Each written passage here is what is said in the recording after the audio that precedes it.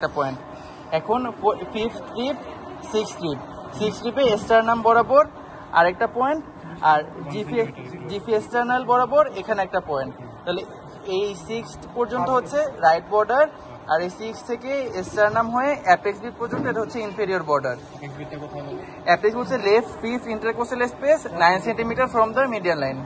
Last medial to mid clavicular line 9 centimetre বলা যাবে না, মোটা হইলে হবে না, মহিলাদের ক্ষেত্রে হবে না। আচ্ছা, বুঝতে পারছেন আমি কি বলছি? ওইটা বললে just medial to mid clavicular line, just medial to mid clavicular line left fifth intercostal স্পেসে এখানে একটা পয়েন্ট। তাহলে এটুক মেলে হচ্ছে ইনফেরিয়র বর্ডার।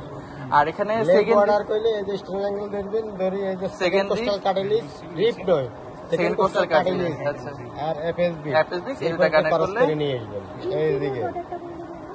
ইনফেরিয়র বর্ডার হচ্ছে জিপি একটা 6 একটা ডিভিশনাল জয়েন্ট আর এফএসবি এটা কানেক্ট করলে ইনফেরিয়র বর্ডার।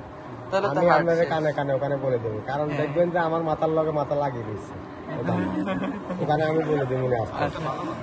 আচ্ছা, তাহলে তো এখানে হার্ট কমপ্লিট নাকি? হ্যাঁ, এখন লাংয়ের লেফট বর্ডার, লাংয়ের লেফট বর্ডারটা পেতে তারপর অন্য কেউ করে নাকি? লাংয়ের লেফট বর্ডার প্রথমে এটা এক্সটার্নাল অ্যাঙ্গেল, এটা হচ্ছে ক্ল্যাভিকল লাং আসতেছে, হ্যাঁ, লেফট লাং, লাংয়ের লেফট বর্ডার, লেফট লাংয়ের ইন্টেরিয়র বর্ডার।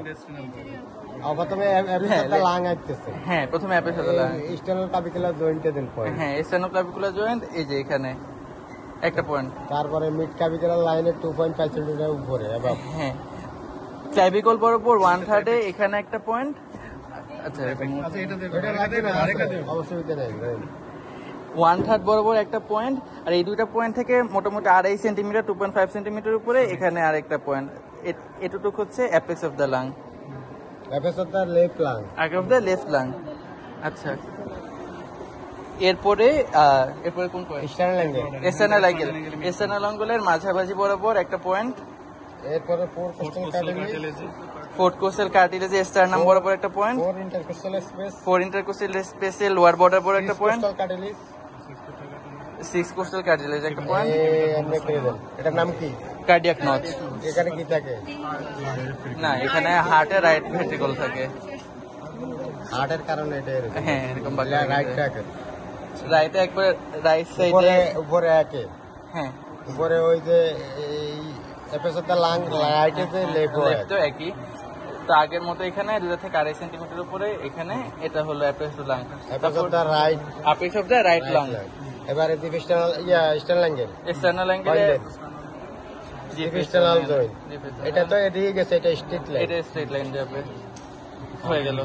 এটা হলো রাইট লাইনের interior border of the right line, anterior border of the right lung. এবারে ইনফিরিয়র বর্ডার রাখেন, ডিভিশনাল জয়েন্ট একটা, জিপ এক্সটার্নাল জয়েন্টে মিড ক্যাপিকুলার লাইনে 6 রিপ, মিড অ্যাক্সিলারি লাইন 8 রিপ, মিড এক্সটার্নাল লাইনে 8 রিপ, পিছে টেনথোরাসিক স্পাইন, পিছনে যাইতে হলে ডাউন নিচে ওখানে কালকে পরীক্ষা পাবেন, কালকের পরের দিন। আপনি ধরে ধরে আসবেন, এখানে পয়েন্ট দিয়ে দিবেন, ব্লাক আছে ওখানে পয়েন্ট দিয়ে দিলে আচ্ছা, আচ্ছা, এইটা মাপ দেখাবেন বলতেছেন, হ্যাঁ, C7 এখানে, হ্যাঁ, আচ্ছা, এটা হলো C7। এখান থেকে গুনে গুনে গুনে গুনে আমরা T10 চলে আসলাম, T10 থাকবে। আচ্ছা, টেনথোরাসিক স্পাইন। আচ্ছা, 8 নাম্বারটা কিভাবে বুঝছেন? 8 নাম্বারটা গুনে গুনে নাকি আপনি?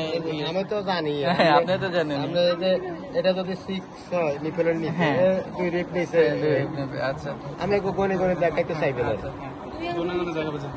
আর পুরোটা বললে পুরো হচ্ছে 2 রিপ নিচে, 2 রিপ নিচে, 8 10 12, 8 10 12, 6 8 10 8 10 12।